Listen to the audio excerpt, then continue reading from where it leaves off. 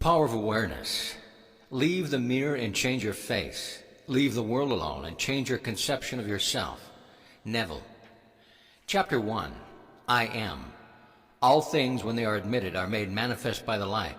For everything that is made manifest is light. Ephesians 5:13. The light is consciousness. Consciousness is one, manifesting in legions of forms or levels of consciousness. There is no one that is not all that is, for consciousness, though expressed in an infinite series of levels, is not divisional. There is no real separation or gap in consciousness. I am cannot be divided. I may conceive myself to be a rich man, a poor man, a beggar, or a thief, but the center of my being remains the same regardless of the concept I hold of myself. At the center of manifestation there is only one I am manifesting in legions of forms or concepts of itself, and I am that I am. I am is a self-definition of the Absolute, the foundation of which everything rests. I am is the first cause substance. I am is a self-definition of God. I am hath sent me unto you. I am that I am. Be still and know that I am God. I am is a feeling of a permanent awareness. The very center of consciousness is the feeling of I am. I may forget who I am, where I am, what I am, but I cannot forget that I am. The awareness of being remains, regardless of the degree of forgetfulness of who, where, and what I am. I am is that which, amid unnumbered forms, is ever the same. This great discovery of cause reveals that, good or bad, man is actually the arbiter of his own fate, and that it is his concept of himself that determines the world in which he lives, and his concept of himself is his reaction to life. In other words, if you are experiencing ill health, knowing the truth about cause, you cannot attribute the illness to anything other than the particular arrangements of the basic cause substance, an arrangement which was produced by your actions to life and is defined by your concept, I am unwell.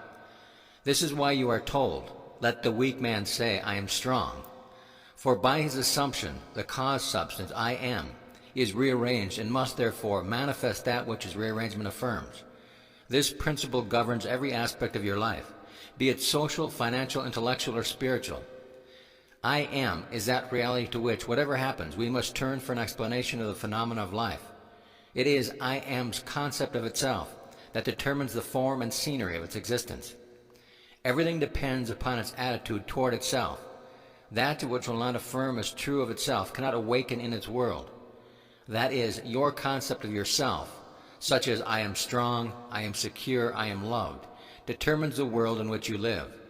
In other words, when you say, I am a man, I am a father, I am an American, you are not defining different I ams, you are defining different concepts or arrangements of one cause substance, the one I am. Even in the phenomena of nature, if the tree were articulate, it would say, I am a tree, an apple tree, a fruitful tree.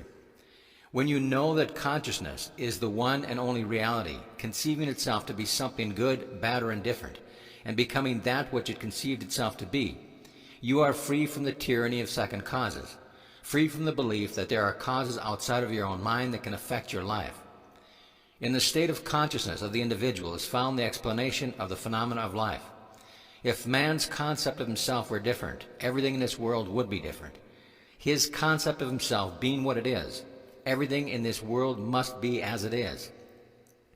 Thus it is abundantly clear that there is only one I am, and you are the I am.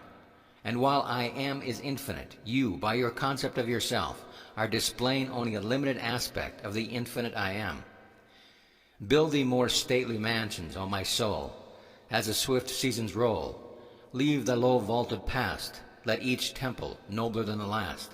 Shut thee from heaven with a dome more vast, till thou at length art free, leaving thine outgrown shell by life's unresting sea. End of chapter. Chapter 2. Consciousness. It is only by a change of consciousness, by actually changing your concept of yourself, that you can build more stately mansions, the manifestation of higher and higher concepts. By manifesting is meant experiencing the results of those concepts in your world. It is of vital importance to understand clearly just what consciousness is. The reason lies in the fact that consciousness is the one and only reality. It is the first and only cause substance of the phenomena of life.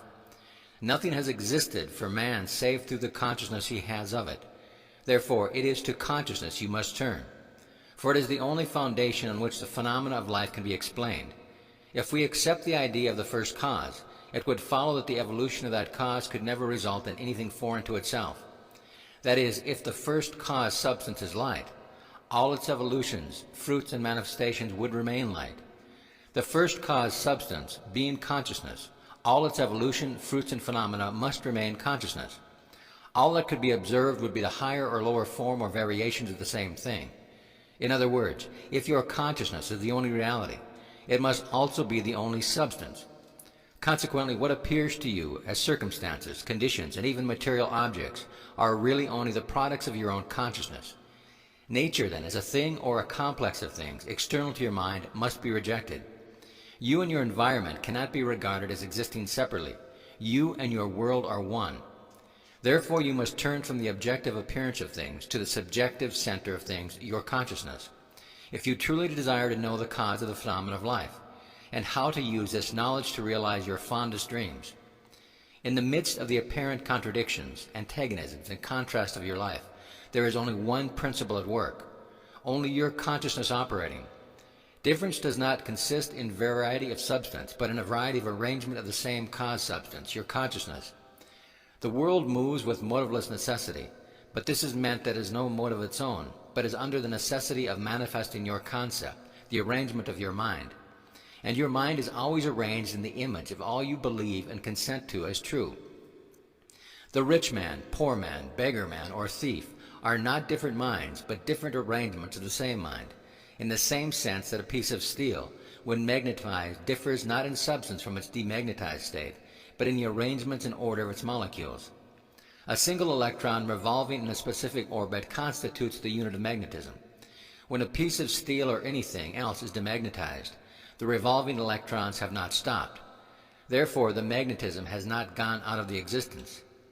There is only a rearrangement of the particles so that they produce no outside or perceptible effect. When particles are arranged at random, mixed up in all directions, the substance is said to be demagnetized. But when particles are marshaled in ranks so that a number of them face in one direction, the substance is a magnet. Magnetism is not generated, it is displayed. Health, wealth, beauty, and genius are not created. They are only manifested by the arrangement of your mind. That is, by your concept of yourself. And your concept of yourself is all that you accept and consent to as true. What you consent to can only be discovered by an uncritical observation of your actions to life. Your reactions reveal where you live psychologically, and where you live psychologically determines how you live here in the outer physical world. The importance of this in your daily life should be immediately apparent. The basic nature of the primal cause is consciousness. Therefore, the ultimate substance of all things is consciousness. End of chapter. Chapter 3. Power of Assumption. Man's chief delusion is his conviction that there are causes other than his own state of consciousness. All that befalls a man, all that is done by him, all that comes from him, happens as a result of his state of consciousness. A man's consciousness is all that he thinks and desires in love, all that he believes is true and consents to. That is why a change of consciousness is necessary before you can change your outer world. Rain falls as a result of a change in the temperature in the higher regions of the atmosphere. So, in like manner, a change of circumstance happens as a result of a change in your state of consciousness. Be ye transformed by the renewing of your mind. To be transformed, the whole basis of your thoughts must change. But your thoughts cannot change unless you have new ideas, for you think from your ideas. All transformations begin with an intense burning desire to be transformed. The first step in the renewing of the mind is desire. You must want to be different and intend to be before you can begin to change yourself. Then you must make your future dream a present fact. You do this by assuming the feeling of your wish fulfilled. By desiring to be other than what you are, you can create an ideal of the person you want to be and assume that you are already that person. If this assumption is persisted in until it becomes your dominant feeling, the attainment of your ideal is inevitable. The ideal you hope to achieve is always ready for an incarnation, but unless you yourself offer it in human parentage, it is incapable of birth. Therefore, your attitude should be one in which, having desired to express a higher state, you alone accept the task of incarnating this new and greater value of yourself. In giving birth to your new ideal, you must bear in mind that the methods of mental and spiritual knowledge are entirely different. This is a point that is truly understood by probably not more than one person in a million. You know a thing mentally by looking at it from the outside, by comparing it with other things, by analyzing it and defining it, by thinking of it. Whereas you can know a thing spiritually only by becoming it, only by thinking from it. You must be the thing itself and not merely talk about it or look at it. You must be like the moth in search of his idol, the flame, who, spurred with true desire, plunging at once into the sacred fire, folded his wings within, till he became one color and one substance with the flame. He only knew the flame who in it burned, and only he could tell who never to tell returned. Just as the moth in his desire to know the flame was willing to destroy himself, so must you in becoming a new person be willing to die to your present self. You must be conscious of being healthy if you are to know what health is. You must be conscious of being secure if you are to know what security is. Therefore, to incarnate a new and greater value of yourself, you must assume that you already are what you want to be, and then live by faith in this assumption, which is not yet incarnate in the body of your life, in confidence that this new value or state of consciousness will become incarnated through your absolute fidelity to the assumption that you are that which you desire to be. This is what wholeness means, what integrity means. They mean submission of the whole self to the feeling of the wish fulfilled in certainty that the new state of consciousness is the renewing of mind which transforms. There is no order in nature corresponding to this willing submission of the self to the ideal behind the self. Therefore, it is the height of folly to expect the incarnation of a new and greater concept of self to come about by natural evolutionary process. That which requires a state of consciousness to produce its effect obviously cannot be effected without such a state of consciousness. And in your ability to assume the feeling of a greater life, to assume a new concept of yourself, you possess what the rest of nature does not possess: imagination, the instrument by which you create your world. Your imagination is the instrument, the means whereby your redemption from slavery, sickness, and poverty is effected. If you refuse to assume the responsibility of the incarnation of a new and higher concept of yourself, then you reject the means, the only means, whereby your redemption, that is, the attainment of your ideal, can be effected.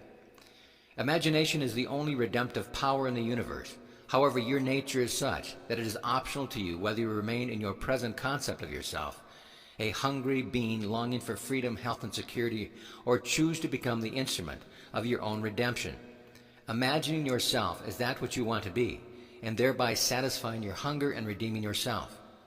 Oh, be strong then and brave, pure, patient, and true. The work that is yours let no other hand do, for the strength for all need is faithfully given from the fountains within you, the kingdom of heaven. End of chapter. Chapter 4, Desire. The changes which take place in your life as a result of your changed concept of yourself always appear to the enlightened to be the result, not of a change of your consciousness, but of chance, outer cause, or coincidence. However, the only fate governing your life is the fate determined by your own concept, your own assumptions, for an assumption, though false, if persisted in, will harden into fact. The ideal you seek and hope to attain will not manifest itself, will not be realized by you until you have imagined that you are already that ideal. There is no escape for you except by a radical psychological transformation of yourself, except by your assumption of the feeling of your wish fulfilled. Therefore, make results or accomplishments the crucial test of your ability to use your imagination. Everything depends on your attitude towards yourself. That which you will not affirm as true of yourself can never be realized by you, for the attitude alone is a necessary condition by which you realize your goal. All transformation is based upon suggestion, and this can work only where you lay yourself completely open to an influence. You must abandon yourself to your ideal as a woman abandons herself to love, for complete abandonment of self to it is the way to union with your ideal. You must assume the feeling of the wish fulfilled until your assumption has all the sensory vividness of reality. You must imagine that you are already experiencing what you desire. That is, you must assume the feeling of the fulfillment of your desire until you are possessed by it, and this feeling crowds all other ideas out of your consciousness. The man who is not prepared for the conscious plunge into the assumption of the wish fulfilled, in the faith that it is the only way to the realization of his dream, is not yet ready to live consciously by the law of assumption, although there is no doubt that he does live by the law of assumption unconsciously. But for you who accept this principle and are ready to live by consciously assuming that your wish is already fulfilled, the adventure of life begins. To reach a higher level of being, you must assume a higher concept of yourself. If you will not imagine yourself as other than what you are, then you remain as you are. For if ye believe not that I am he, ye shall die in your sins. If you do not believe that you are he, the person you want to be, then you remain as you are. Through the faithful, systematic cultivation of the feeling of the wish fulfilled, desire becomes the promise of its own fulfillment. The assumption of the feeling of that wish fulfilled makes the future dream a present dream. End of chapter. Chapter 5, The Truth That Sets You Free. The drama of life is a psychological one in which all the conditions, circumstances, and events of your life are brought to pass by your assumptions. Since your life is determined by your assumptions, you are forced to recognize the fact that you are either a slave to your assumptions or their master. To become the master of your assumptions is the key to undreamed of freedom and happiness. You can attain this mastery by deliberate conscious control of your imagination. You determine your assumption in this way. Form a mental image, a picture of that state desired, of the person you want to be. Concentrate your attention upon the feeling that you are already that person. First, visualize the picture in your consciousness. Then feel yourself to be in the state as though it actually formed your surrounding world. By your imagination, that which was a mere mental image is changed into a seemingly solid reality. The great secret is a controlled imagination and a well-sustained attention, firmly and repeatedly focused on the object to be accomplished. It cannot be emphasized too much that, by creating an ideal within your mental sphere, by assuming that you already are that ideal, you identify yourself with it and thereby transform yourself into its image, thinking from the ideal instead of thinking of the ideal. Every state is already there as mere possibilities, as long as we think of them, but as overpowering real when we think from them. This was called by the ancient teachers subjection to the will of God, or resting in the Lord. And the only true test of resting in the Lord is that all who do rest are inevitably transformed into the image of that in which they rest, thinking from the wish fulfilled. You become according to your resigned will, and your resigned will is your concept of yourself, and all that you consent to and accept is true. You, assuming the feeling of your wish fulfilled and continued therein, take upon yourself the results of that state. Not assuming the feeling of your wish fulfilled, you are ever free of the results. When you understand the redemptive function of imagination, you hold in your hands the key to the solution of all of your problems. Every phase of your life is made by the exercise of your imagination. Determined imagination alone is the means of your progress, of the fulfilling of your dreams. It is the beginning and end of all creating. The great secret is a controlled imagination and a well-sustained attention, firmly and repeatedly focused on the feeling of the wish fulfilled, until it fills the mind and crowds all other ideas out of consciousness. What greater gifts could be given to you than to be told the truth that will set you free? The truth that sets you free is that you can experience in imagination what you desire to experience in reality. And by maintaining this experience in imagination, your desire will become an actuality. You are limited only by your uncontrolled imagination and lack of attention to the feeling of your wish fulfilled. When the imagination is not controlled and attention not studied on the feeling of the wish fulfilled, then no amount of prayer or piety or invocation will produce the desired effect. When you can call up at will whatsoever image you please, when the forms of your imagination are as vivid as you are the forms of nature, you are the master of your fate. You must stop spending your thoughts, your time, and your money. Everything in life must be an investment. Visions of beauty and splendor, forms of a long-lost race, sounds and faces and voices from the fourth dimension of space, and on through the universe boundless, our thoughts go lightning shod. Some call it imagination, others call it God. Chapter 6, Attention. A double-minded man is unstable in all his ways. James 1:8. Attention is forceful in proportion to the narrowness of its focus. That is, when it is obsessed with a single idea or sensation. It is steady and powerfully focused only by such an adjustment of the mind as permits you to see one thing only. For you steady the attention and increase its power by confining it. The desire which realizes itself is always a desire upon which attention is exclusively concentrated, for an idea is endowed with power only in proportion to the degree of attention fixed on it. Concentrated observation is the attentive attitude directed from some specific end. The attentive attitude involves selection, for when you pay attention, it signifies that you have decided to focus your attention on one object or state rather than on another. Therefore, when you know what you want, you must deliberately focus your attention on the feeling of your wish fulfilled until that feeling fills the mind and crawls all other ideas out of your consciousness. The power of attention is the measure of your inner force. Concentrated observation of one thing shuts out other things and causes them to disappear. The great secret of success is to focus the attention on the feeling of the wish fulfilled without permitting any distractions. All progress depends on an increase of attention. The ideas which impel you to action are those which dominate the consciousness, those which possess the attention. The idea which excludes all others from the field of attention discharges an action. This one thing I do, forgetting those things that are behind, I press towards the mark. This means you. This one thing you can do, forgetting these things that are behind. You can press toward the mark of filling your mind with the feeling of the wish fulfilled. To the unenlightened man, this will seem to be all fantasy. Yet all progress comes from those who do not take the accepted view nor accept the world as it is. As we stated heretofore, if you can imagine what you please, and if the forms of your thoughts are as vivid as the forms of nature, you are by virtue of the power of your imagination master of your fate. Your imagination is you yourself, and the world as your imagination sees it is the real world. When you set out to master the movements of your attention, which must be done if you would successfully alter the course of observed events, it is then you realize how little control you exercise over your imagination and how much it is dominated by sensory impression and by a drifting on the ideas of the idle moods. To aid in the mastering the control of your attention, practice this exercise. Night after night, just before you drift off to sleep, strive to hold your attention on the activities of the day in reverse order.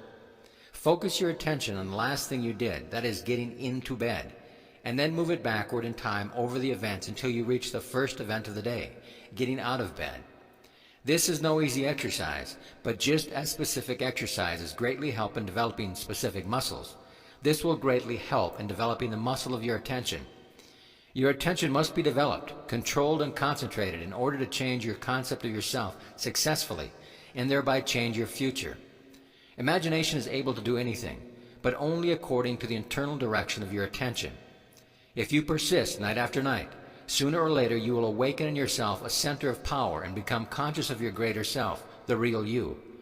Attention is developed by repeated exercise or habit.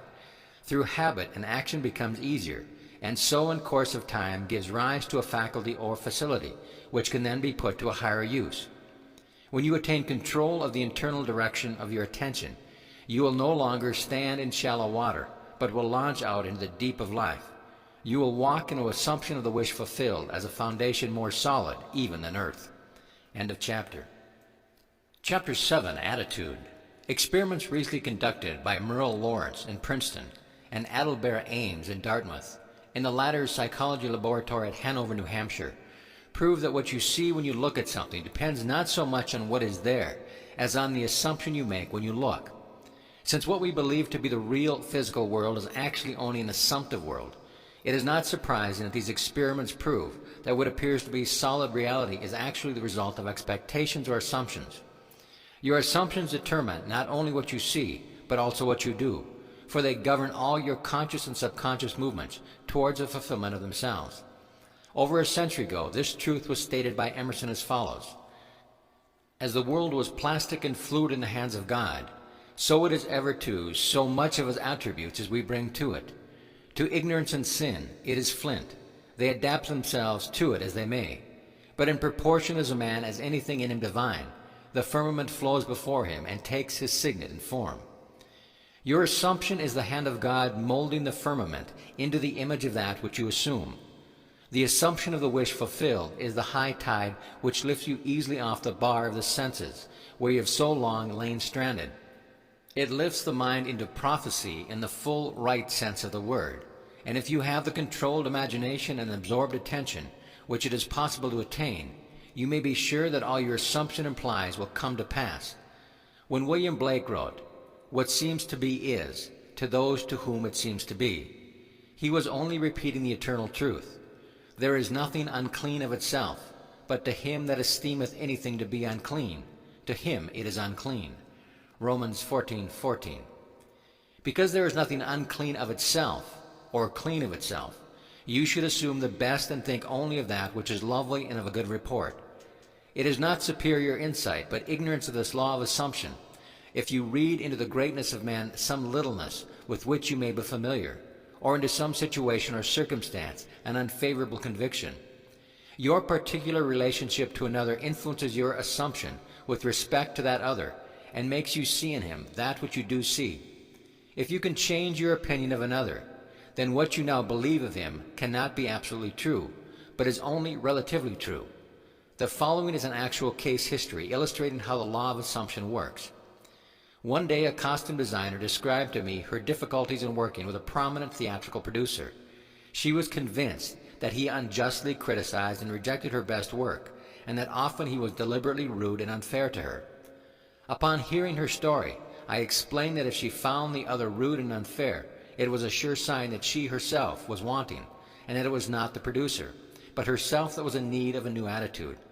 I told her that the power of this law of assumption and its practical application could be discovered only through experience, and that only by assuming that the situation was already what she wanted it to be could she prove that she could bring about the change desired. Her employer was merely bearing witness, telling her by his behavior what her concept of him was. I suggested that it was quite probable that she was carrying on conversations with him in her mind, which were filled with criticism and recrimination.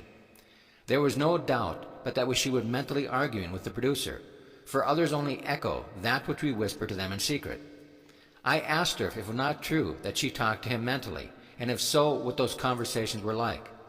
She confessed that every morning on her way to the theater, she told him just what she thought of him in a way she would never have dared address him in person. The intensity and force of her mental arguments with him automatically established his behavior toward her. She began to realize that all of us carry on mental conversations. But unfortunately, on most occasions, these conversations are argumentative, that we have only to observe the passerby on the street to prove this assertion. That so many people are mentally engrossed in conversation, and few appear to be happy about it.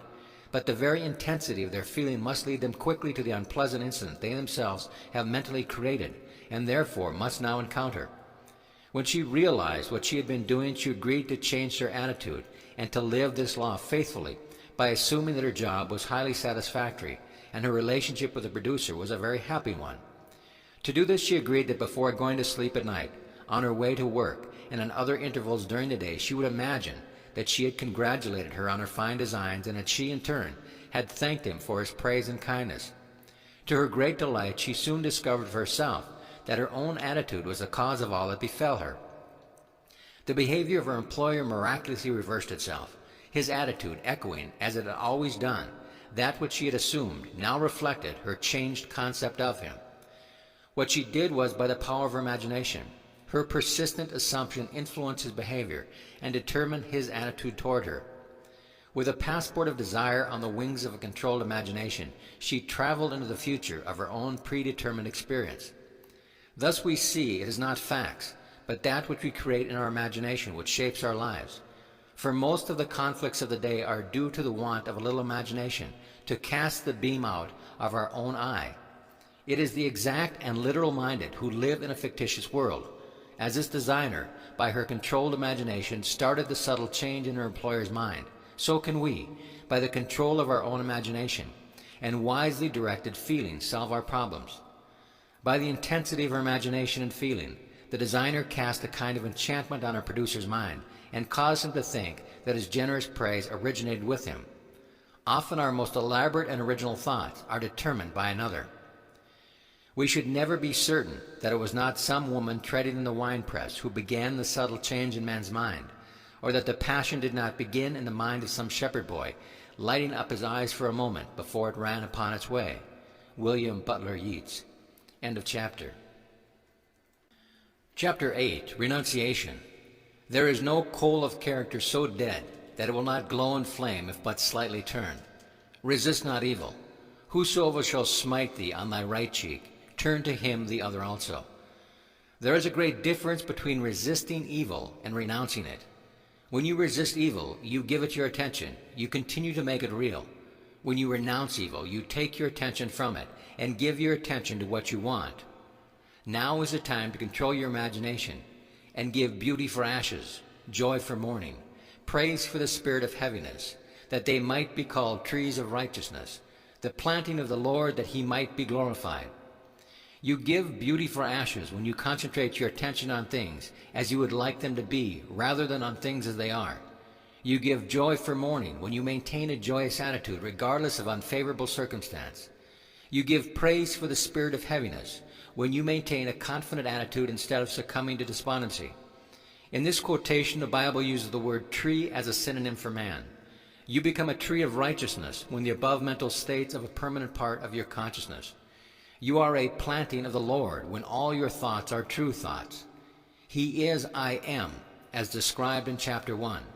I am is glorified when your highest concept of yourself is manifest.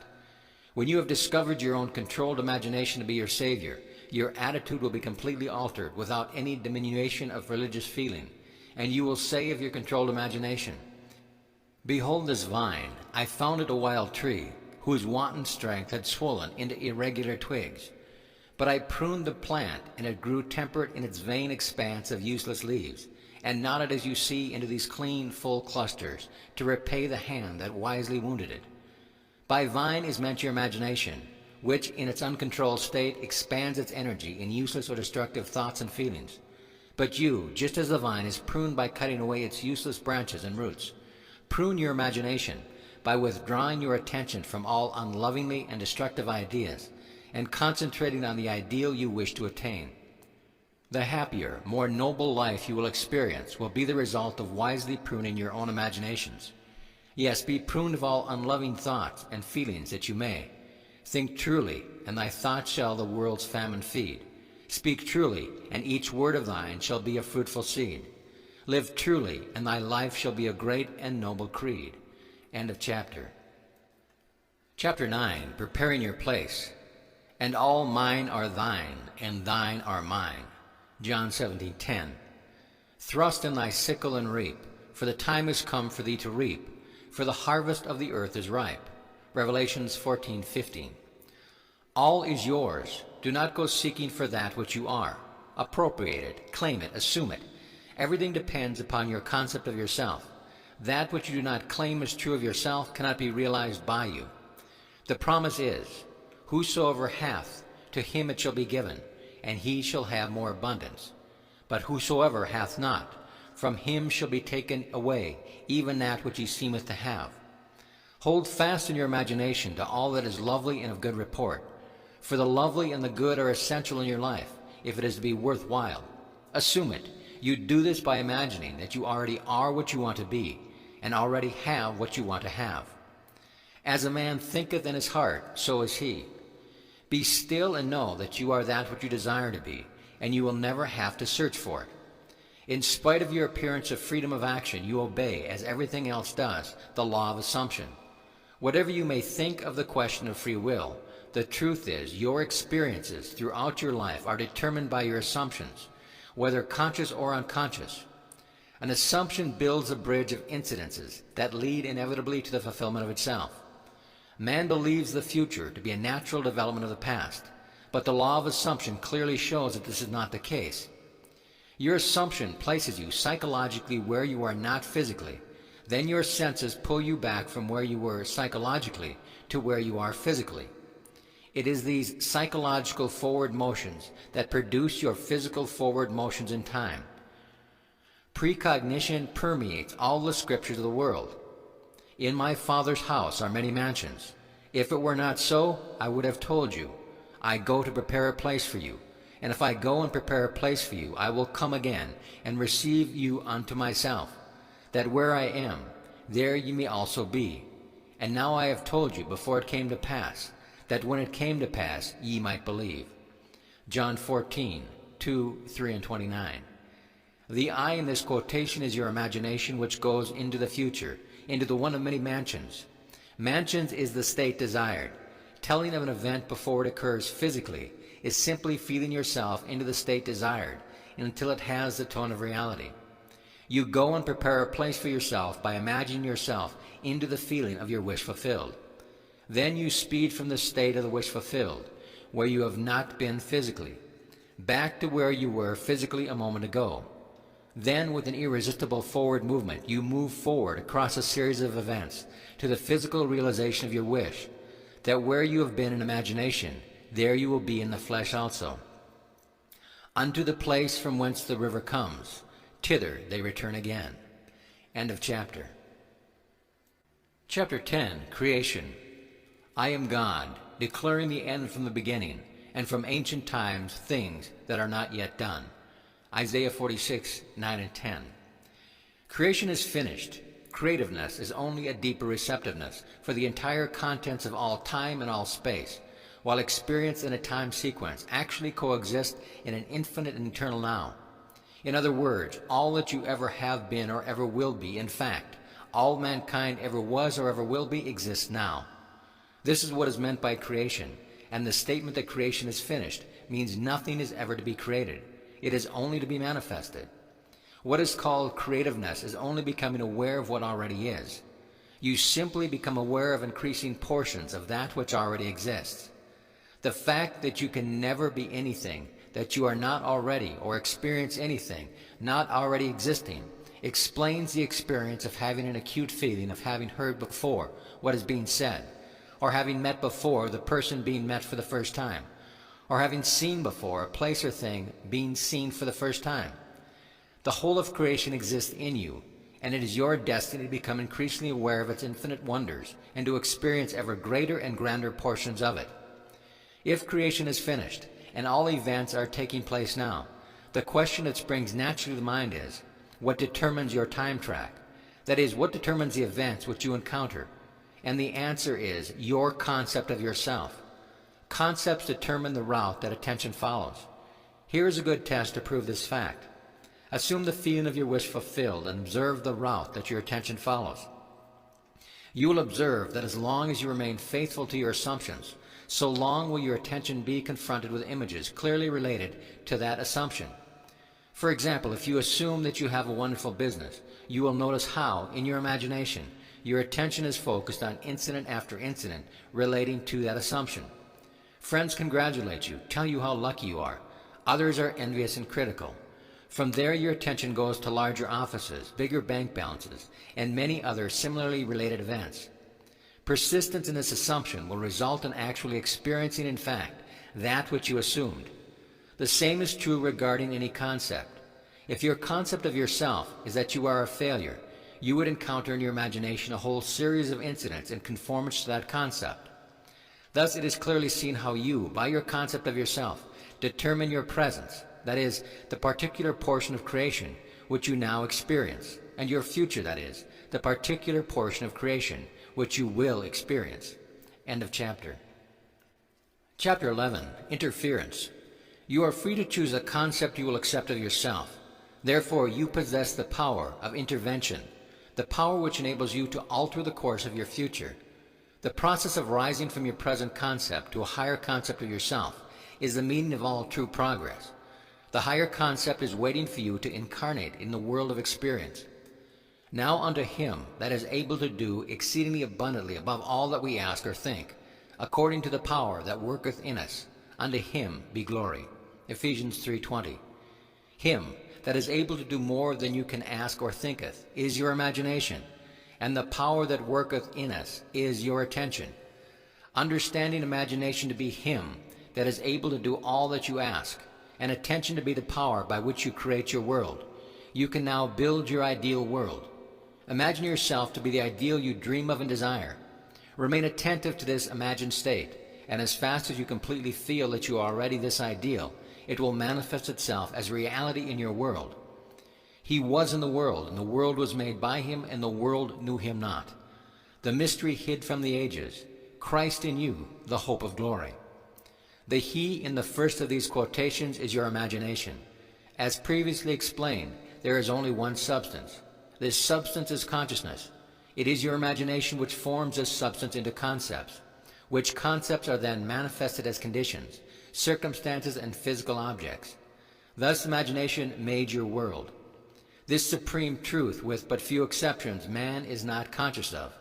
The mystery, Christ in you, referred to in the second quotation, is your imagination, by which your world is molded. The hope of glory is your awareness of the ability to rise perpetually to higher levels. Christ is not to be found in history, nor in external forms.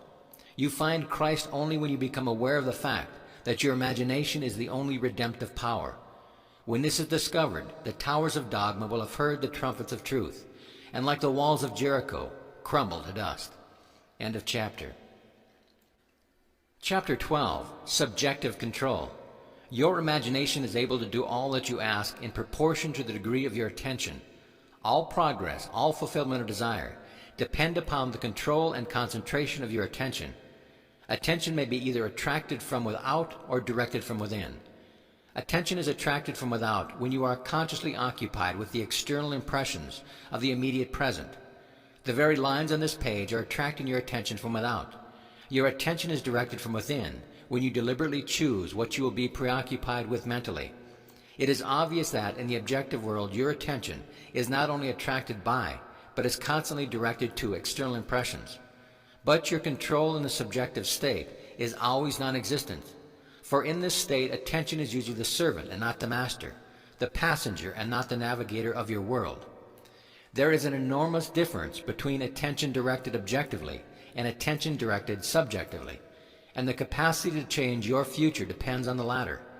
When you are able to control the movements of your attention in the subjective world, you can modify or alter your life as you please.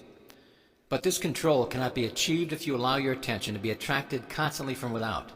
Each day, set yourself the task of deliberately withdrawing your attention from the objective world and of focusing it subjectively. In other words, concentrate on those thoughts or moods which you deliberately determine. Then these things that now restrict you will fade and drop away. The day you achieve control of the movements of your attention in the subjective world, you are master of your fate. You will no longer accept the dominance of outside conditions or circumstances. You will not accept life on the basis of the world without.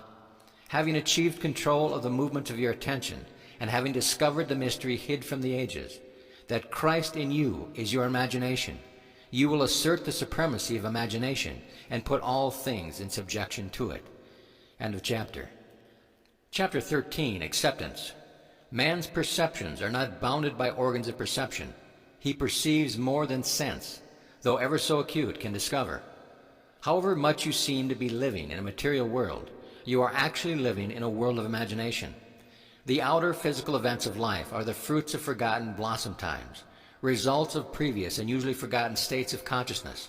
They are the ends running true to oftentimes forgotten imaginative origins.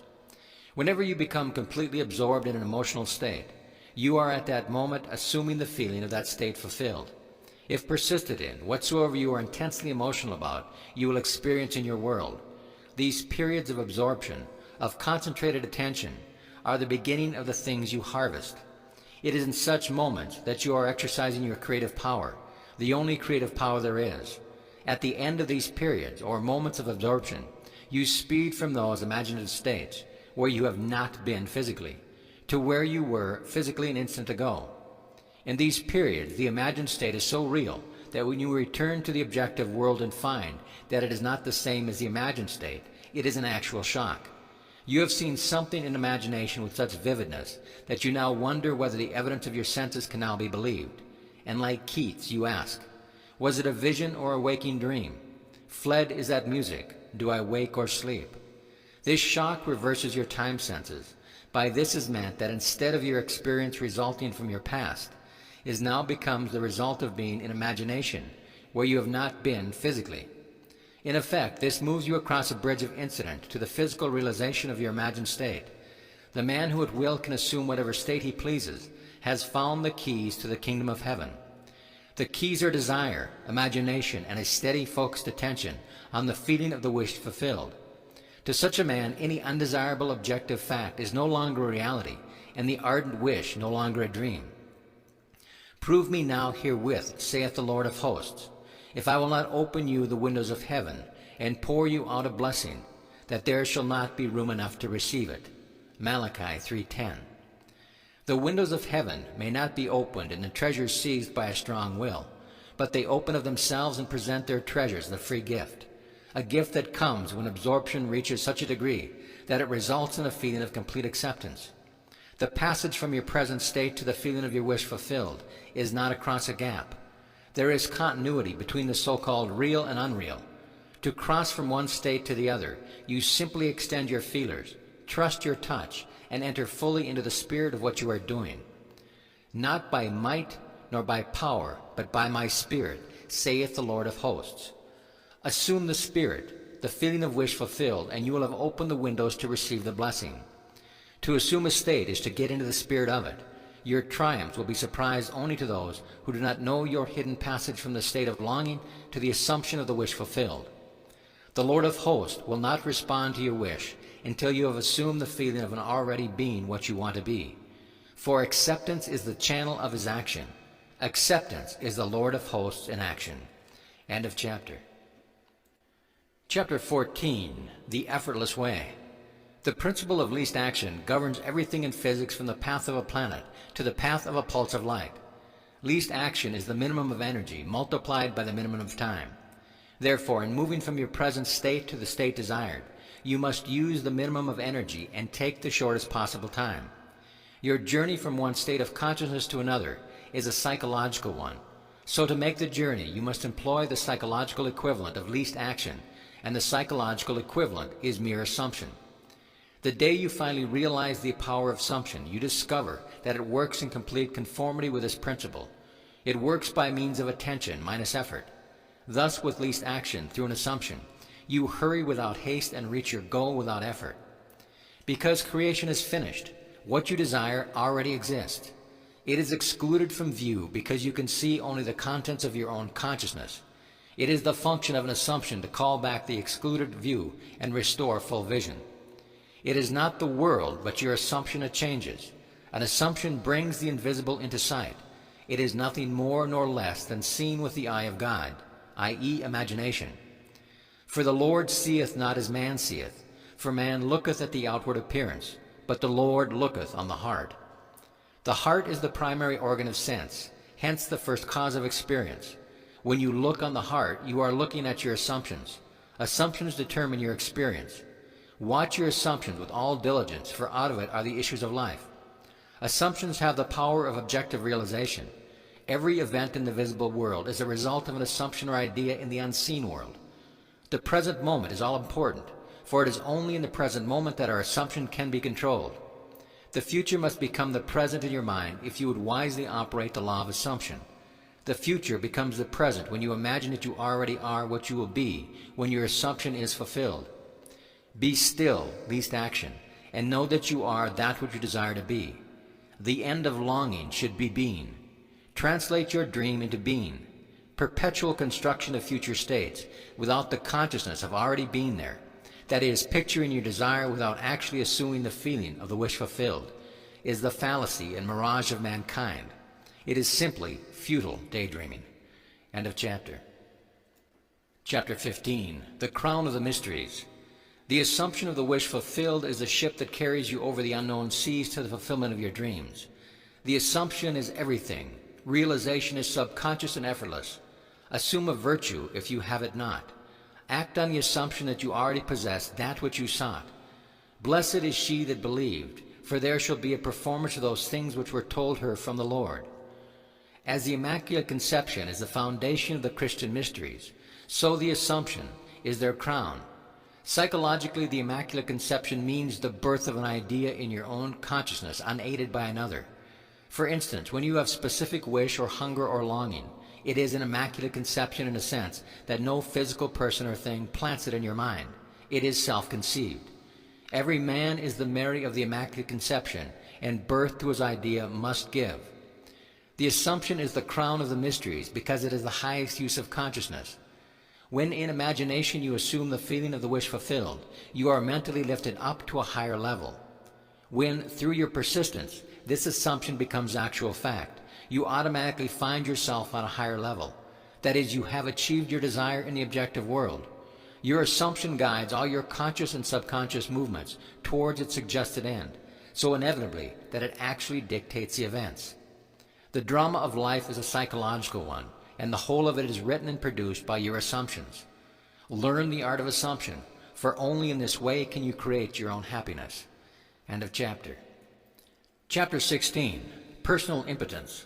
Self-surrender is essential, and by that is meant the confession of personal impotence. I can of mine own self do nothing. Since creation is finished, it is impossible to force anything into being. The example of magnetism previously given is a good illustration. You cannot make magnetism, it can only be displayed. You cannot make the law of magnetism. If you want to build a magnet, you can only do so by conforming to the law of magnetism. In other words, you surrender yourself or yield to the law. In like manner, when you use the faculty of assumption, you are conforming to a law just as real as the law governing magnetism. You can neither create nor change the law of assumption. It is in its respect that you are impotent. You can only yield or conform, and since all your experiences are the result of your assumptions, consciously or unconsciously, the value of consciously using the power of assumption surely must be obvious. Willingly identify yourself with that which you most desire, knowing that it will find expression through you. Yield to the feeling of the wish fulfilled and be consumed as its victim, then rise as the prophet of the law of assumption. End of chapter. Chapter 17. All things are possible.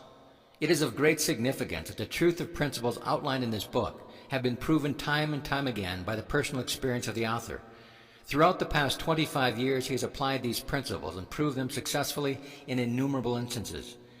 He attributes to an unwavering assumption of his wish already being fulfilled every success that he has achieved. He was confident that by these fixed assumptions, his desires were predestined to be fulfilled. Time and again, he assumed the feeling of his wish fulfilled and continued in his assumption until that which he desired was completely realized. Live your life in a sublime spirit of confidence and determination. Disregard appearances, conditions, in fact, all evidence of your senses that deny the fulfillment of your desire. Rest in the assumption that you are already what you want to be, for in the determined assumption, you and your infinite being are merged in creative unity, and with your infinite being, God, all things are possible. God never fails, for who can say his hand or say unto him, what doest thou? Through the mastery of your assumptions, you are in very truth enabled to master life. It is thus that the ladder of life is ascended. Thus the ideal is realized. The clue to the real purpose of life is to surrender yourself to your ideal with such awareness of its reality that you begin to live the life of the ideal and no longer your own life as it was prior to this surrender. He calleth things that are not seen as though they were, and the unseen becomes seen.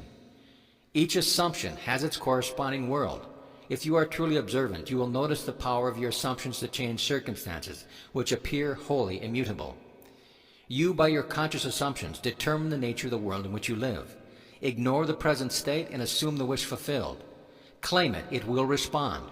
The law of assumption is the means by which the fulfillment of your desires may be realized. Every moment of your life, consciously or unconsciously, you are assuming a feeling. You can no more avoid assuming a feeling than you can avoid eating and drinking. All you can do is control the nature of your assumptions. Thus it is clearly seen that the control of your assumption is the key you now hold to an ever-expanding, happier, and a more noble life. End of chapter. Chapter 18. Be ye doers. Be ye doers of the word, and not hearers only, deceiving your own selves. For if only be a hearer of the word, and not a doer, he is like unto a man beholding his natural face in a glass, and goeth his way, and straightway forgetteth what manner of man he was. But whoso looketh into the perfect law of liberty, and continue therein, he being not a forgetful hearer, but a doer of the work, this man shall be blessed in his deed. James 1:22-25. The word in this quotation means idea, concept, or desire. You deceive yourself by hearing only when you expect your desire to be fulfilled through mere wishful thinking. Your desire is what you want to be, and looking at yourself in a glass is seeing yourself in imagination as that person. Forgetting what manner of man you are is failing to persist in your assumption. The perfect law of liberty is a law which makes possible liberation from limitation. That is the law of assumption. To continue in the perfect law of liberty is to persist in the assumption that your desire is already fulfilled. You are not a forgetful here when you keep the feeling of your wish fulfilled constantly alive in your consciousness. This makes you a doer of your work, and you are blessed in your deed by the inevitable realization of your desire. You must be doers of the law of assumption, for without application the most profound understanding will not produce any desired result. Frequent reiteration and repetition of important basic truth runs through these pages. Where the law of assumption is concerned, the law that sets man free, this is a good thing. It should be made clear again and again, even at the risk of repetition. The real truth seeker will welcome this aid and concentrate in his effort upon the law which sets him free. The parable of the master's condemnation of the servant who neglected to use a talent given him is clear and unmistakable. Having discovered within yourself the key to the treasure house, you should be like the good servant, who by wise use multiplied by many times the talents entrusted to him. The talent entrusted to you is the power to consciously determine your assumption. The talent not used, like the limb not exercised, withers and finally atrophies. What you must strive after is being. In order to do, it is necessary to be. The end of yearning is to be. Your concept of yourself can only be driven out of consciousness by another concept of yourself. By creating an ideal in your mind, you can identify yourself with it until you become one and the same with the ideal, thereby transforming yourself into it. The dynamic prevails over the static, the active over the passive. One who is a doer is magnetic and therefore infinitely more creative than any who merely hear. Be among the doers. End of chapter. Chapter 19, Essentials. The essential points in the successful use of the law of assumption are these. First and above all, yearning, longing, intense, burning desire. With all your heart, you must want to be different from what you are. Intense burning desire, combined with intention to make good, is the mainspring of action, the beginning of all successful ventures. In every great passion which achieves its objective, desire is concentrated and intentioned. You must first desire and then intend to succeed. As the hart panteth after the water brooks, so panteth my soul after thee, O God. Blessed are they that hunger and thirst after righteousness, for they shall be filled. Here the soul is interpreted as the sum total of all you believe, think, feel, and accept as true. In other words, your present level of awareness, God, I am, is the power of awareness, the source and fulfillment of all desire. Understood psychologically, I am an infinite series of levels of awareness, and I am what I am according to where I am in the series. This quotation describes how your present level of awareness longs to transcend itself. Righteousness is the consciousness of already being what you want to be. Second, cultivate physical immobility, a physical incapacity not unlike the state described by Keats in his Ode to the Nightingale. A drowsy numbness pains my senses, as though of hemlock I had drunk. It is a state akin to sleep, but one in which you are still in control of the direction of attention. You must learn to induce this state at will, but experience has taught that it is more easily induced after a substantial meal, or when you wake in the morning feeling very loath to arise. Then you are naturally disposed to enter the state. The value of physical immobility shows itself in the accumulation of mental force which absolute stillness brings with it. It increases your power of concentration. Be still and know that I am God. In fact, the greater energies of the mind seldom break forth save when the body is stilled and the door of the senses closed to the objective world. The third and last thing to do is to experience in your imagination what you experience in reality had you achieved your goal. You must gain it in imagination first, for imagination is the very door to the reality of that which you seek. But use imagination masterfully, and not as an onlooker thinking of the end, but as a partaker thinking from the end. Imagine that you possess a quality or something you desire which hitherto has not been yours. Surrender yourself completely to this feeling until your whole being is possessed by it. This state differs from reverie in this respect. It is the result of a controlled imagination and a steadied, concentrated attention, whereas reverie is the result of an uncontrolled imagination, usually just a daydream. In the controlled state, a minimum of effort suffices to keep your consciousness filled with the feeling of the wish fulfilled. The physical and mental immobility of this state is a powerful aid to the voluntary attention and a major factor of minimum effort.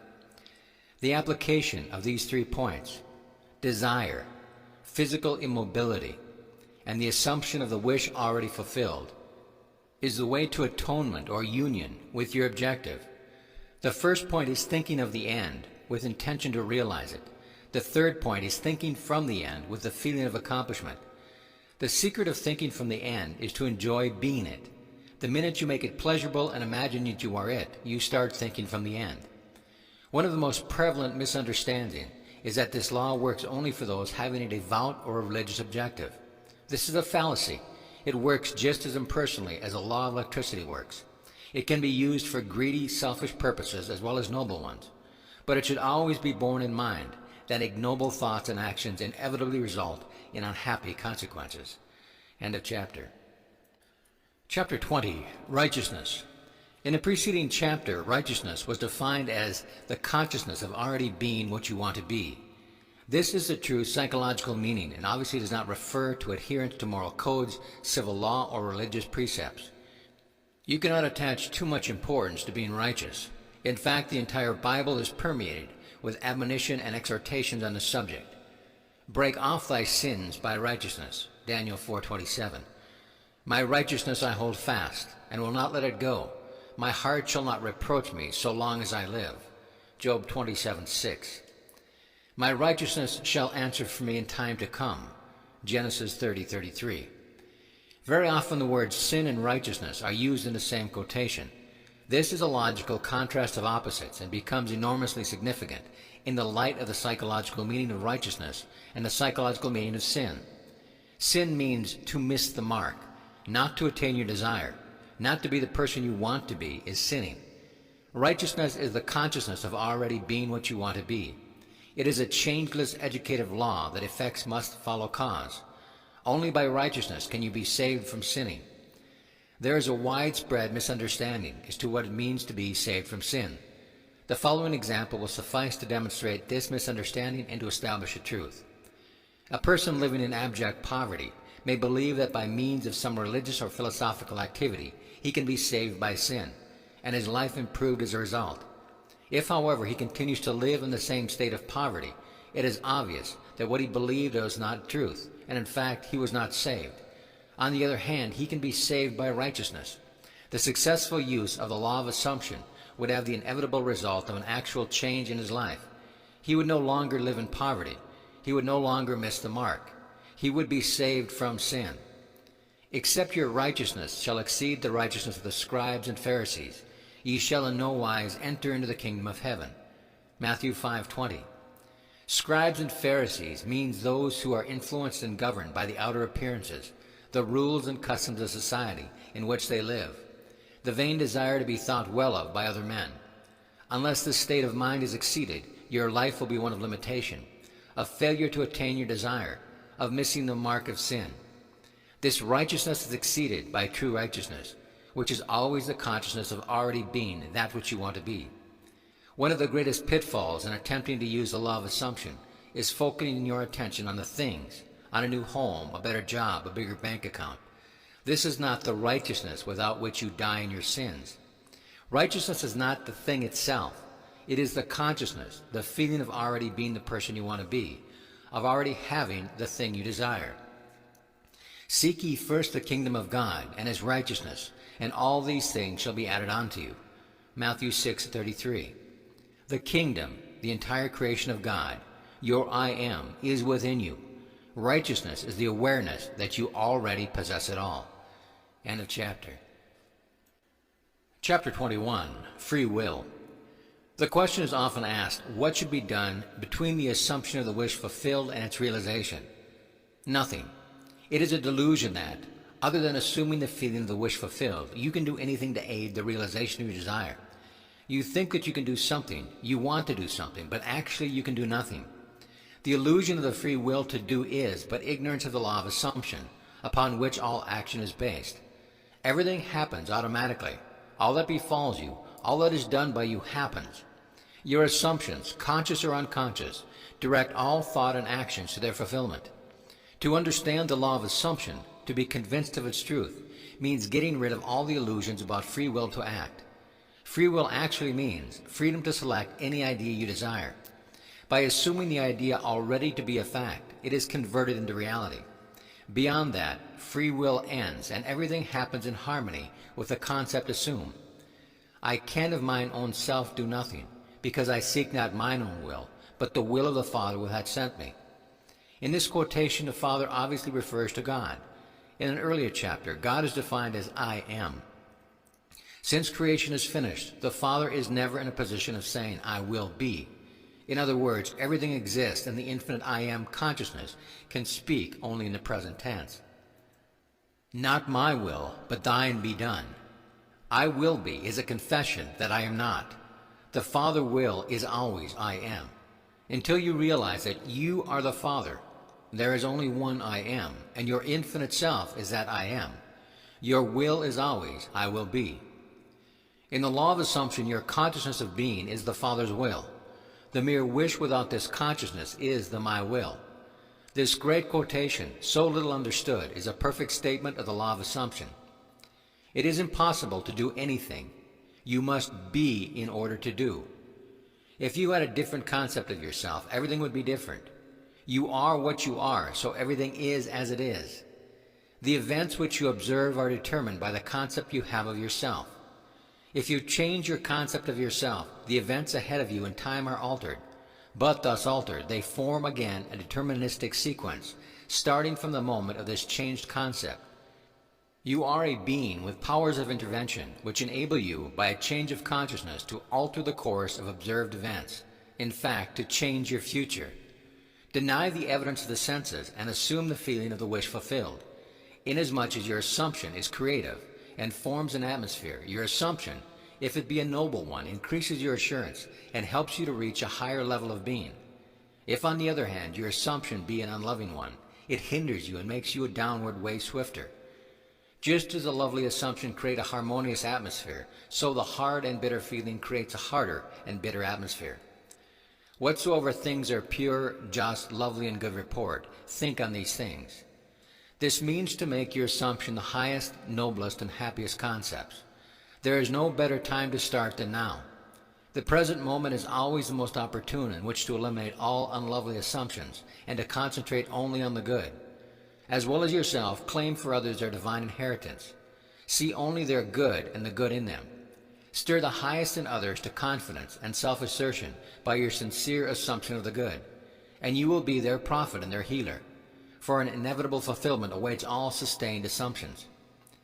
You win by assumptions what you can never win by force. An assumption is a certain motion of consciousness.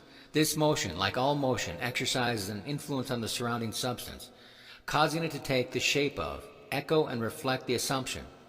A change of fortune is a new direction and outlook, merely a change in arrangement of the same mind substance, consciousness. If you would change your life, you must begin at the very source, with your own basic concept of self. Outer change, becoming part of organizations, political bodies, religious bodies, is not enough. The cause goes deeper. The essential change must take place in yourself, in your own concept of self. You must assume that you are what you want to be and continue therein. For the reality of your assumption has its being in complete independence of objective fact, and will clothe itself in flesh if you persist in the feeling of the wish fulfilled. When you know that assumptions, if persisted in, harden into facts, then events which seem to the uninitiated mere accidents will be understood by you to be the logical and inevitable effects of your assumption. The important thing to bear in mind is that you have infinite free will in choosing your assumptions, but no power to determine conditions and events. You can create nothing, but your assumptions determine what portion of creation you will experience. End of chapter. Chapter 22, Persistence. And he said unto them, Which of you shall have a friend, and shall go unto him at midnight, and say unto him, Friend, lend me 3 loaves, for a friend of mine in his journey is come to me, and I have nothing to set before him. And he from within shall answer and say, Trouble me not, the door is now shut, and my children are with me in bed. I cannot rise and give thee. I say unto you, though he will not rise and give him, because he is his friend, yet because of his importunity he will rise and give him as many as he needeth. And I say unto you, Ask, and it shall be given. Seek, and ye shall find. Knock, and it shall be opened unto you. Luke 11:5-9. There are 3 principal characters in this quotation. You and the two friends mentioned. The first friend is a desired state of consciousness. The second friend is a desire seeking fulfillment. 3 is a symbol of wholeness, completion. Loaves symbolize substance. The shut door symbolizes the senses which separate the seen from the unseen. Children in bed means ideas that are dormant. Inability to rise means a desired state of consciousness cannot rise to you, you must rise to it. Importunity means demanding persistency, a kind of brazen impudence. Ask, seek, and knock mean assuming the consciousness of already having what you desire. Thus the scriptures tell you that you must persist in rising to, assuming the consciousness of your wish already being fulfilled. The promise is definite that if you are shameless in your impudence in assuming that you already have that which your senses deny, it shall be given unto you. Your desire shall be attained. The Bible teaches the necessity of persistence by the use of many stories. When Jacob sought a blessing from the angel with whom he wrestled, he said, I will not let thee go, except thou bless me. When the Shunammite sought the help of Elisha, she said, As the Lord liveth, and as thy soul liveth, I will not leave here, and he arose and followed her. The same idea is expressed in another passage.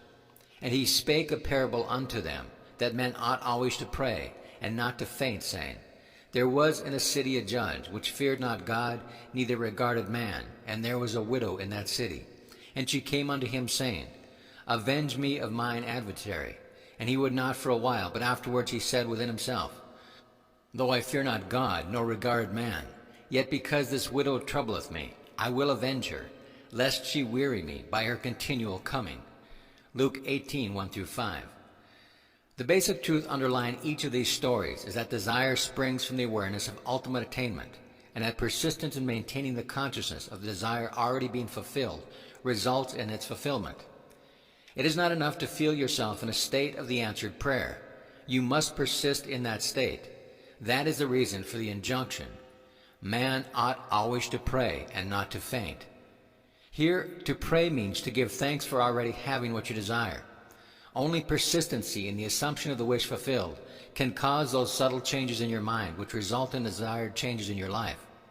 It matters not whether they be angels, Elisha, or reluctant judges.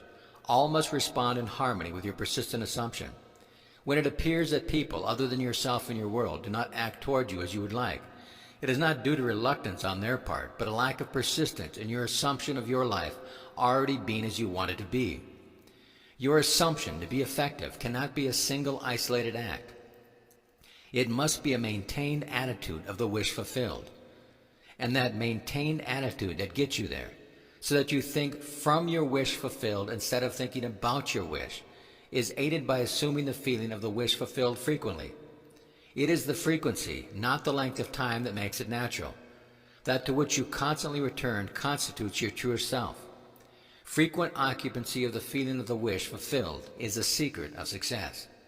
End of chapter. Chapter 23, Case Histories. It will be extremely helpful at this point to cite a number of specific examples of the successful application of this law. Actual case histories are given. In each of these, the problem is clearly defined, and the way imagination was used to attain the required state of consciousness is fully described. In each of these instances, the author of this book was either personally concerned or was told the facts by the person involved. 1. This is a story with every detail of which I am personally familiar. In the spring of 1943, a recently drafted soldier was stationed in a large army camp in Louisiana. He was intensely eager to get out of the army, but only in an entirely honorable way. The only way he could do this was to apply for a discharge. The application then required the approval of his commanding officer to become effective. Based on Army regulations, the decision of the commanding officer was final and could not be appealed. The soldier, following all the necessary procedure, applied for a discharge. Within 4 hours, his application was returned marked disapproved. Convinced he could not appeal the decision to any higher authority, military or civilian, he turned within to his own consciousness, determined to rely on the law of assumption. The soldier realized that his consciousness was the only reality, that his particular state of consciousness determined the events he would encounter. That night, in the interval between getting into bed and falling asleep, he concentrated on consciously using the law of assumption. In imagination, he felt himself to be in his own apartment in New York City. He visualized his apartment. That is, in his mind's eye, he actually saw his own apartment, mentally picturing each one of the familiar rooms with all the furnishings vividly real. With this picture clearly visualized and lying flat on his back, he completely relaxed physically. In this way, he induced a state bordering on sleep, at the same time retaining control of the direction of his attention. When his body was completely immobilized, he assumed that he was in his own room, and felt himself to be lying in his own bed, a very different feeling from that of lying in an army cot. In imagination, he rose from the bed, walked from room to room, touching various pieces of furniture. He then went to the window and with his hands resting on the sill, looked out on the street of his own apartment faced. So vivid was all this in his imagination that he saw in detail the pavement, the railings, the trees, and the familiar red brick of the building on the opposite side of the street. He then returned to his bed and felt himself drifting off to sleep. He knew that it was most important in the successful use of this law that at the actual point of falling asleep his consciousness be filled with the assumption that he was already what he wanted to be. All that he did in imagination was based on the assumption that he was no longer in the army. Night after night, the soldier enacted this drama. Night after night in imagination, he felt himself honorably discharged, back in his home, seeing all the familiar surroundings, and falling asleep in his own bed. This continued for 8 nights. For 8 nights, his objective experience continued to be directly opposite to his subjective experience and consciousness each night. Before going to sleep, on the 9th day, orders came through at battalion headquarters for the soldier to fill out a new application for his discharge. Shortly after this was done, he was ordered to report to the colonel's office. During the discussion, the colonel asked him if he was still desirous of getting out of the army. Upon receiving an affirmative reply, the colonel said that he personally disagreed, and while he had strong objections to approving the discharge, he had decided to overlook these objections and to approve it. Within a few hours, the application was approved, and the soldier, now a civilian, was on a train bound for home. 2. This is a striking story of an extremely successful businessman demonstrating the power of imagination and the law of assumption. I know this family intimately, and all the details were told to me by the son described herein. The story begins when he was 20 years old. He was next to the oldest in a large family of 9 brothers and 1 sister. The father was one of the partners in a small merchandising business. In his 18th year, the brother referred to it in the story left the country in which they lived and traveled 2,000 miles to enter college and complete his education. Shortly after his first year in college, he was called home because of a tragic event in connection with his father's business. Through the machinations of his associate, the father was not only forced out of business, but was the object of false accusation, impugning his character and integrity. At the same time, he was deprived of his rightful share in the equity of the business. The result was he found himself largely discredited and almost penniless. It was under these circumstances that his son was called home from college. He returned, his heart filled with one great resolution. He was determined that he would become outstandingly successful in business. The first thing he and his father did was to use a little money they had to start their own business. They rented a small store on a side street not far from the large business, of which the father had been one of the principal owners. There they started a business bent upon real service to the community. It was shortly thereafter that the son, with instinctive awareness that was bound to work, deliberately used imagination to attain an almost fantastic objective. Every day on the way to and from work, he passed the building of his father's former business, the biggest business of its kind in the country. It was one of the largest buildings, with the most prominent location in the heart of the city. On the outside of the building was a huge sign in which the name of the firm was painted in large, bold letters. Day after day as he passed it, a great dream took shape in his son's mind. He thought of how wonderful it would be if it was his family that had this great building, his family that owned and operated this great business. One day he stood gazing at the building. In his imagination, he saw a completely different name on the huge sign across the entrance. Now the large letters spelled out his family name. In these case histories, actual names are not used. For the sake of clarity in the story, we'll use a hypothetical name and assume that the son's family name was Loddard. Where the sign read F.N. Moth & Company, in imagination he actually saw the name, letter by letter, J.N. Loddard & Sons. He remained looking at the sign with his eyes wide open, imagining that it read J.N. Loddard & Sons. Twice a week, week after week, month after month, for 2 years, he saw his family name over the front of the building. He was convinced that if he felt strong enough that a thing was true, it was bound to be the case. And by seeing in imagination his family name on the sign, which implied that they owned the business, he became convinced that one day they would own it. During this period, he told only one person what he was doing. He confided in his mother, who with loving concern tried to discourage him in order to protect him from what might be a great disappointment. Despite this, he persisted day after day. 2 years later, the large company failed, and the coveted building was up for sale. On the day of the sale, he seemed no nearer ownership than he had been 2 years before, when he began to apply the law of assumption. During this period, they had worked hard, and their customers had implicit confidence in them. However, they had not earned anything like the amount of money required for the purchase of the property, nor did they have any source from which they could borrow the necessary capital.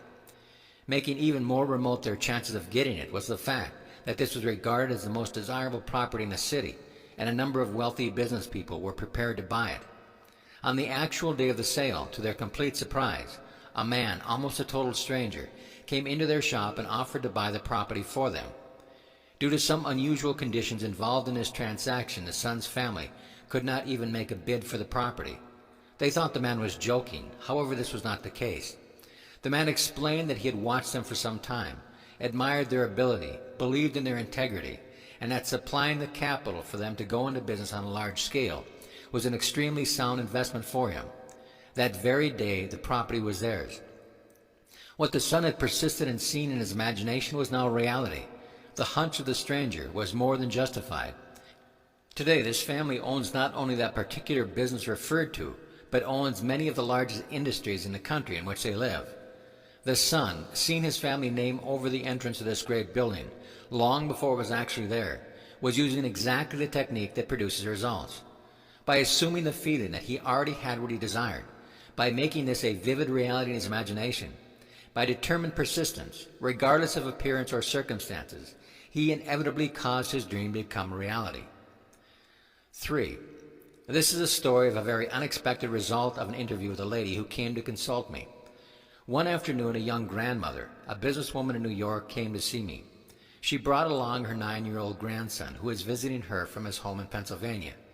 In response to her questions, I explained the law of assumption, describing in detail the procedure to be followed in attaining an objective.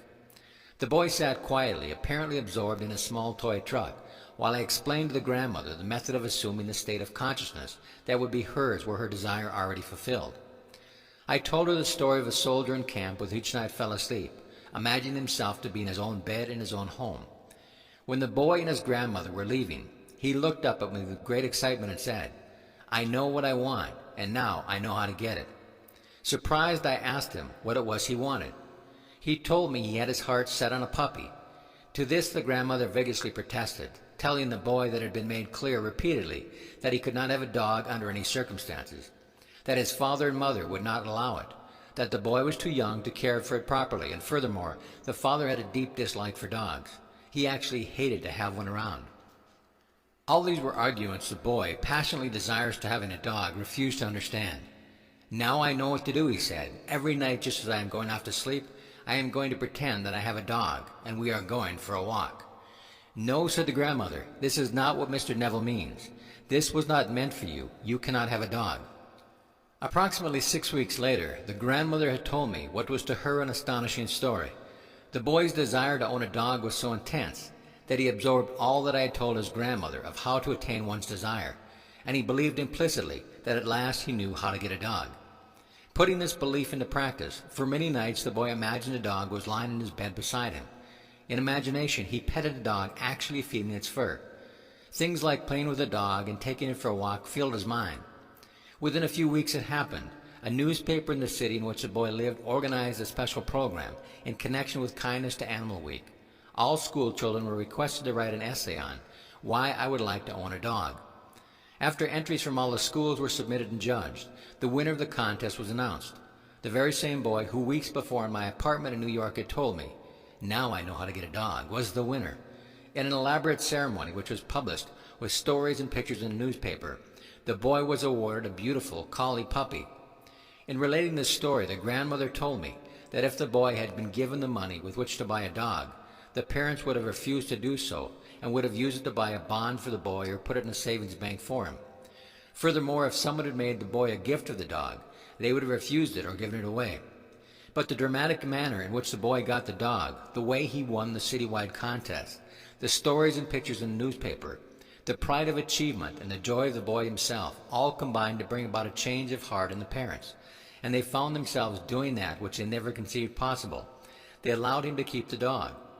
All this the grandmother explained to me, and she concluded by saying that there was one particular kind of dog on which the boy had set his heart. It was a collie. 4.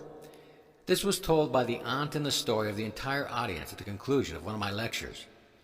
During the question period following my lecture on the law of assumption, a lady who had attended many lectures and had had personal consultation with me on a number of occasions rose and asked permission to tell a story illustrating how she had successfully used the law.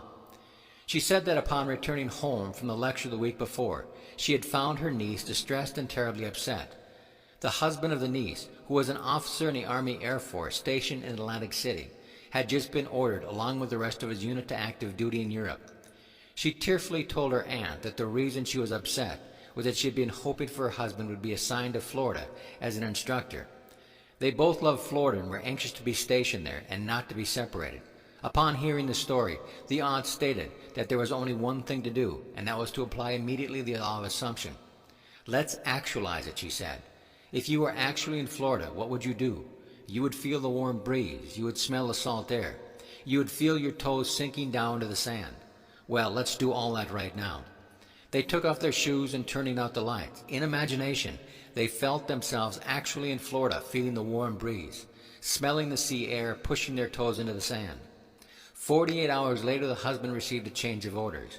His new instructions were to report immediately to Florida as an Air Force instructor. 5 days later, his wife was on a train to join him, while the aunt, in order to help her niece to attain her desire, joined in with the niece in assuming the state of consciousness required. She did not go to Florida. That was not her desire. On the other hand, that was the intense longing of the niece. 5. This case is especially interesting because of the short interval of time between the application of this law of assumption and its visible manifestation. A very prominent woman came to me in deep concern. She maintained a lovely city apartment and a large country home, but because the many demands made upon her were greater than her modest income, it was absolutely essential that she rent her apartment if she and her family were to spend the summer at their country home. In previous years, the apartment had been rented without difficulty early in the spring, but the day she came to me, the rental season for summer sublets was over. The apartment had been in the hands of the best real estate agent for months, but no one had been interested even in coming to see it. When she described her predicament, I explained how the law of assumption could be brought to bear on solving her problem. I suggested that by imagining the apartment had been rented by a person desiring immediate occupancy, and by assuming that this was the case, her apartment actually could be rented. In order to create the necessary feelings of naturalness, the feeling that was already a fact that her apartment was rented, I suggested that she drift off into sleep that very night, imagining herself not in her apartment, but in whatever place she would sleep were the apartment suddenly rented. She quickly grasped the idea and said that in such a situation she would sleep in her country home, even though it was not yet open for the summer. This interview took place on Thursday. At 9 o'clock the following Saturday morning, she phoned me from her home in the country, excited and happy. She told me that on Thursday night she had fallen asleep actually imagining and feeling that she was sleeping in her other bed in her country home, many miles away from the city apartment she was occupying. On Friday, the very next day, a highly desirable tenant, one who met all her requirements as a responsible person, not only rented the apartment, but rented it on the condition that he could move in that very day. 6. Only the most complete and intense use of the law of assumption could have produced such results in this extreme situation. 4 years ago, a friend of our family asked that I talk with his 28-year-old son, who was not expected to live. He was suffering from a rare heart disease. This disease resulted in the disintegration of the organ. Long and costly medical care had been of no avail. Doctors held out no hope for recovery. For a long time, the son had almost been confined to bed. His body had shrunk to almost a skeleton, and he could talk and breathe only with great difficulty. His wife and 2 small children were home when I called, and his wife was present throughout our discussion. I started by telling them that there was only one solution to any problem, and that solution was a change of attitude. Since talking exhausted him, I asked him to nod in agreement if he understood clearly what I said. This he agreed to do. I described the facts underlying the law of consciousness, in fact that consciousness was the only reality. I told him that the way to change any condition was to change his state of consciousness concerning it.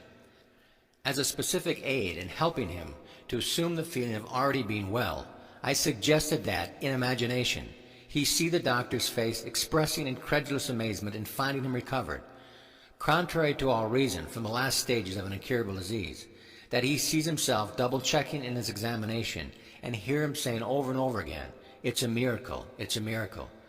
He not only understood all this clearly, but he believed it implicitly. He promised that he would faithfully follow this procedure.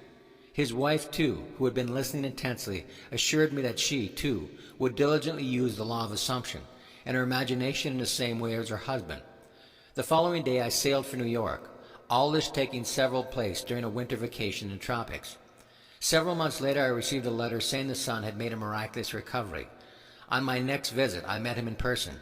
He was in perfect health, actively engaged in business, and thoroughly enjoying the many social activities of his friends and family.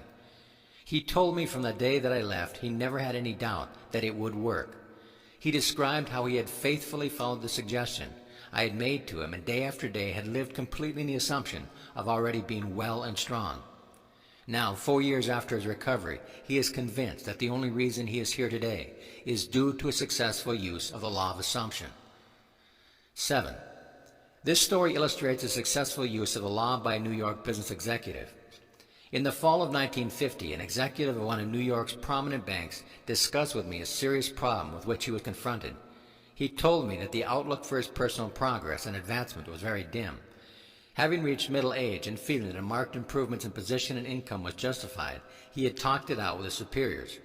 They frankly told him that any major improvement was impossible, and adamant that if he was dissatisfied he could seek another job. This, of course, only increased his uneasiness. In our talk he explained that he had no great desire for really big money, but that he had to have a substantial income in order to maintain his home comfortably and to provide for the education of his children in good preparatory schools and colleges. This he found impossible on his present income. The refusal of the bank to assure him of any advancement in the near future resulted in a feeling of discontent and an intense desire to secure a better position with considerably more money.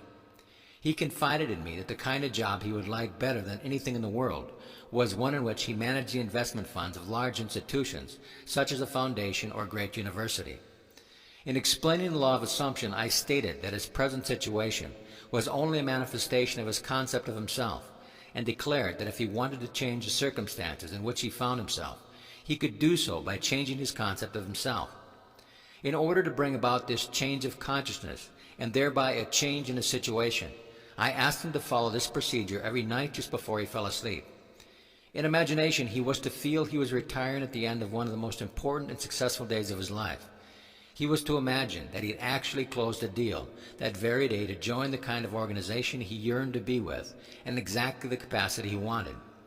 I suggested to him that if he succeeded in completely filling his mind with this feeling, he would experience a definite sense of relief. In this mood, his uneasiness and discontent would be a thing of the past.